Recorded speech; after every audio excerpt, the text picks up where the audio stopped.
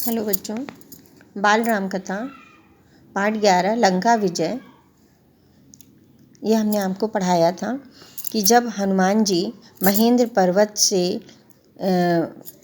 छलांग लगा करके लंका तक पहुंचते हैं और फिर वापस लौट कर आते हैं, लंका के बारे में सबको बताते हैं तो सभी लोग बहुत खुश होते हैं। और फिर वहाँ पर वो लोग एक अपनी सेना की तैयारी कर लेते हैं जिसमें हनुमान, अंगद, जामवंत, नल, नील सब लोग आगे रहते हैं। अब बस एक ही विचार था कि समुद्र कैसे पार करेंगे, क्योंकि हर कोई हनुमान जी नहीं होता है, तो कैसे समुद्र को पार करके वो लोग लंका नगरी पहुंचेंगे। और सभी के मन में अब लंका नगरी पहुंचने की तैयारी होने लगी थी कि बस वहाँ पर जाकर युद्ध करना है। हम इस पाठ को आपको सारांश में समझा रहे हैं कि जितने भी किष्किंधा नगरी के वानर थे सब दहाड़ रहे थे कि अब बस अब हमें युद्ध करना है। अब इनका नेतृत्व नल कर रहे थे। जितने भी वानर सेना थे, सुग्रीव के भी सेनापति थे, जामवंत और हनुमान सबसे पीछे थे। यह सेना की रणनीति का हिस्सा था। सभी लोग महेंद्र पर्वत पर ही अपना डेरा डाले थे जहाँ से हनुमान ने छलांग लगाई थी, और उसी पर्वत पर अपना उन्होंने एक ध्वज मतलब झंडा भी लहरा दिया था। अब लंका में खलबली मच गई थी कि फिर ये युद्ध होने की बारी आ गई है, अब युद्ध होगा। और फिर जो है जब वहाँ की जो सेना होती है लंका की, वो ये सोच रही थी कि जब एक वानर आकर के इतना उत्पात मचा गया, हरा गया हम लोगों को, तो बाकी अगर फौज आएगी, उनकी सेना, वानर सेना आएगी तो हम लोग क्या करेंगे।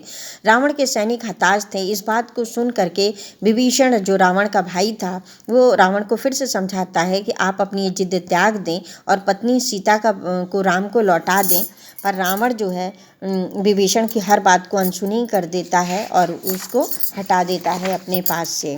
इस प्रकार कहता है, तुम मेरे भाई नहीं हो, शत्रु हो। फिर हताश मान करके विभीषण जो है लंका से निकल जाते हैं और समुद्र के पार राम के शिविर में जाते हैं। वहाँ पे एक खलबली मच जाती है। विभीषण अपने एक दो मतलब सैनिकों के साथ थे। वो लोग फिर वहाँ पर विभीषण के चेहरे पर लेकिन डर नहीं था, विश्वास था, क्योंकि उनके मन में कोई षड्यंत्र नहीं था।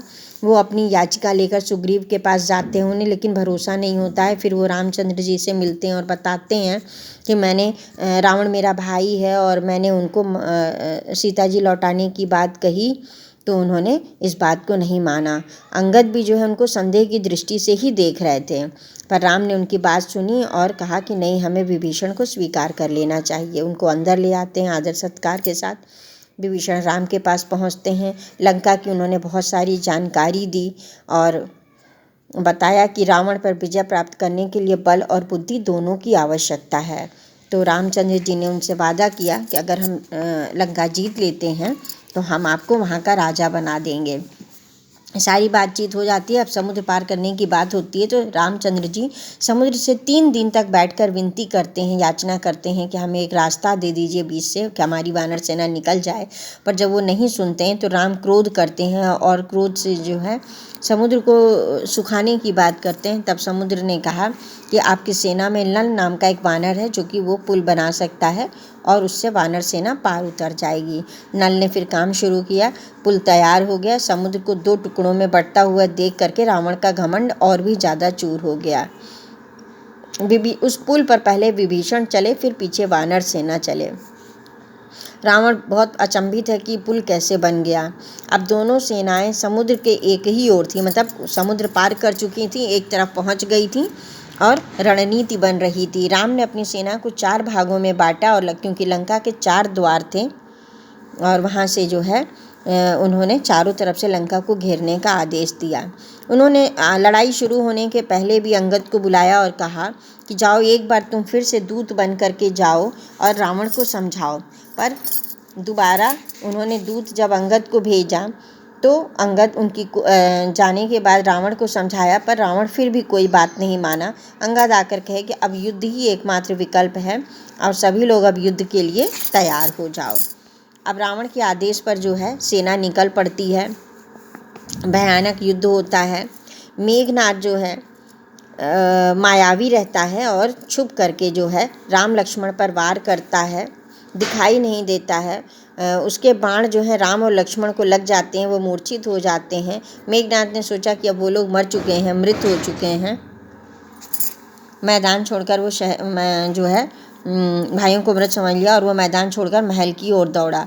रावण को इसकी सूचना देने रण क्षेत्र में वानर राम लक्ष्मण के पास एकत्र हो गए। सभी के अशुभ की आशंका होने लगी, लेकिन जो है उनकी जो है मूर्छा फिर दूर कराई हनुमान जी ने। वैद्य आते हैं, उनके इलाज करते हैं। फिर सब लोग युद्ध के लिए तैयार होते हैं। रावण की सेना में खलबली महाबली एक एक करके मारे जा रहे हैं। इतने राक्षस मारे गए। धूम्राज, वज्रदृष्ट, अकंपन, प्रहस्त, नील ने मारा उनको। रावण को इसकी सूचना मिलती रही, घबरा जाता है, हड़बड़ा जाता है। अपने भाई कुंभकर्ण को जगाता है, जो महाबली था, 6 महीने सोता था, और उसे भी जगाता है, युद्ध के लिए भेजता है। तो वो कुंभकर्ण जो है हनुमान और अंगद को भी घायल कर देते हैं। लेकिन अंत में कुंभकर्ण भी रणभूमि में मर जाते हैं।